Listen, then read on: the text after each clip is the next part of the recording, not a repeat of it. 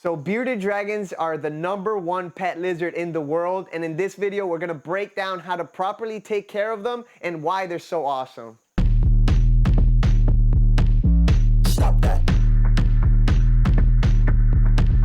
Stop that. Stop that.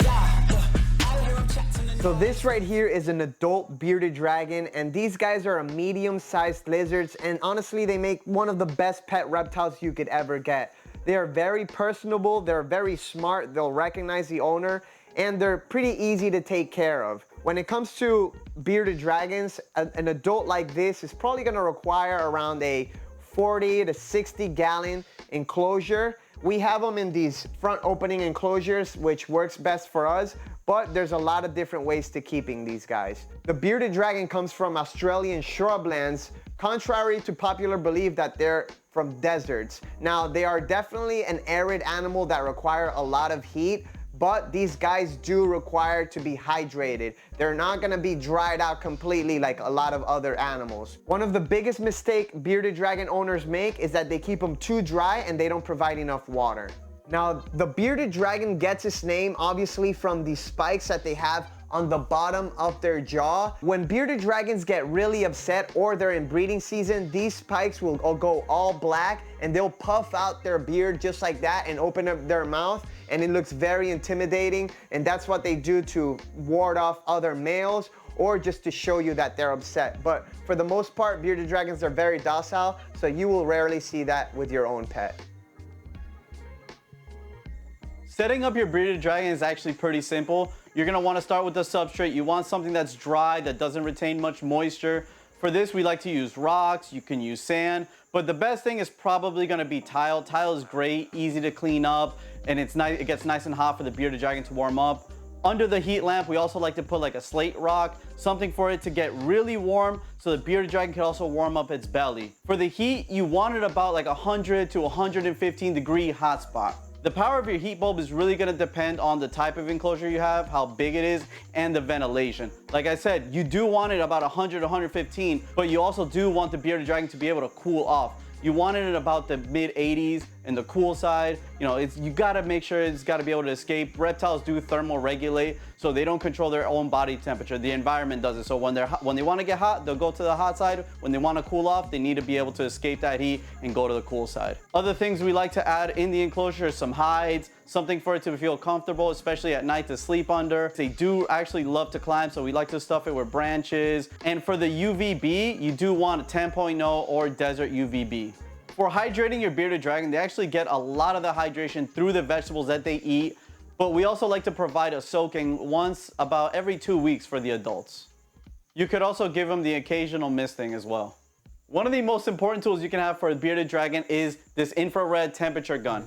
This, you're gonna point and shoot, and it's gonna come out a little red laser, and it's gonna tell you the exact hot spot or the exact temperature of the spot you pointed at. It's very important to know because a lot of these commercial thermostats, they're reading ambient air temperature. They're not reading actual hot spot and actual cool side. So this is one of the best things you can have. So bearded dragons are some of the easiest animals to take care of, but baby and juvenile bearded dragons are going to require that additional care. Babies and juveniles we keep in a 20 gallon long enclosure, and same basics as the adult bearded dragons. You want a hot spot with the UVB, hot spot on one side and a cooler side on the other. But with babies, it is super important that you keep them hydrated. So the way we do that is we provide a shallow water dish, and we're gonna be misting them once a day or even once every other day just to make sure they stay hydrated. Babies are going to require a soak once a week or maybe even twice a week. Once they start growing up, you can start pulling back on the amount of soaks that you do per week or per month. The most important thing with babies is to keep them hydrated, so you want to make sure you keep an eye on that. Bearded dragons, when they're younger, when they're juveniles, they're going to be eating an 80% insect diet versus a 20% vegetable diet. So 80 to 20% ratio. The reason being, baby and juvenile bearded dragons are going to require a lot of additional protein and fat to grow. Once they reach that maximum size, it actually flips the other way around. Once they're adults, they'll eat about 80% veggies and 20% insects. Now, there is nothing wrong with going on a heavy insect diet, but you have to make sure that you supplement with calcium with D3 every single feeding. That's going to allow the bearded dragon to grow properly and to not have any issues like metabolic bone disease in the future. Bearded dragons are omnivores, so they could eat a wide variety of fruits and vegetables along with their insects, but you want to go super light on the fruits. Blueberries, apples, strawberries, mango, banana, those are all viable options for the dragon, but I would keep them as treats and I would not feed them as a staple for these guys. That could start to develop a lot of issues with their mouth. A lot of mouth rot problems come from heavy fruit diets, so you want to make sure that you keep it veggies and insects for the bearded dragons most of the time. The veggies that we feed our bearded dragons are going to be different types of lettuces, staying away from the iceberg lettuce, mostly going to be romaine lettuce, you know, green and dark leafy greens are the best. We stay away from spinach and kale. You could feed it occasionally, but it binds calcium, so you don't want to feed that on a regular basis. Squash is a good vegetable to feed. Any leafy greens is going to be the best for these guys. Variety is always key with any animal that you keep, right? So if you provide a diet that is rich in variety, you're going to have healthy animals, as long as you follow these parameters. So the best way to sex a bearded dragon is grabbing the dragon and lifting by the base of the tail here, just like this, like a 90-degree. So the males will have these two bulges when you lift up the tail. If you can see here, these are two bulges. That's where their hemipenes are. And as they start to turn into adults, the males will have these big pores on the bottom of their base right here, basically. So that's how you tell it's a male.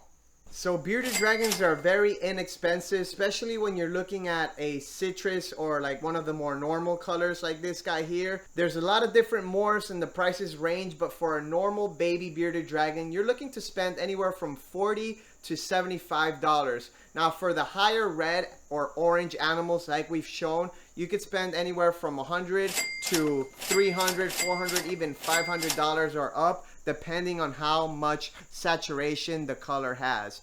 Now this guy here, he was actually given to us. He was a rescue. You can see he has a bit of a stumpy tail. So an animal like this, we probably put up on our website for somebody to adopt for like $100, just because we need to find this guy a home.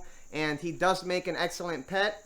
But, you know, bearded dragons are a long-term commitment. They could live anywhere from 10, even 15 years. So if you do get one of these guys, please make sure that you'll be able to take care of them for the long run. They're not very expensive at all when it comes to the initial cost, but the enclosure can get expensive when you're talking about all the lighting and the size of the enclosure and all the things you're gonna need inside of the enclosure. Not to mention the monthly basis of veggies or insects that you're gonna have to, you know, go about.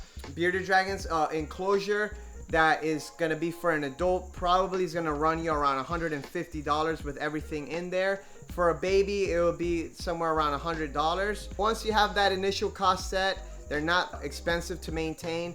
The main thing is to provide a constant source of insects, but there's a lot of different companies that will actually ship insects to your door, so you don't even have to go to the store. And with that being said, make sure you guys check out dubiaroaches.com and use the code TikisGeckos15 if you do have a bearded dragon and you want to get that guy some insects. Roaches are actually the best source of protein for these guys, so it's what we recommend. Other than that, these guys make excellent pets. Just make sure you know what you're getting yourself into when you get one of these guys, because a lot of these guys do end up being set up for adoption. But they're beautiful pets, amazing lizards. They have a great personality, and they're actually the first reptile that I ever got. So they have a special place in my heart, and we will always have bearded dragons. But until next time, guys, thanks for watching. I hope you found this video useful. If there's anything else you want to know about bearded dragons, make sure you leave them down in the comments. And if you found this useful, make sure you subscribe and hit the bell notifications. That's my first bearded dragon ever right here. That's the one that got the ball rolling.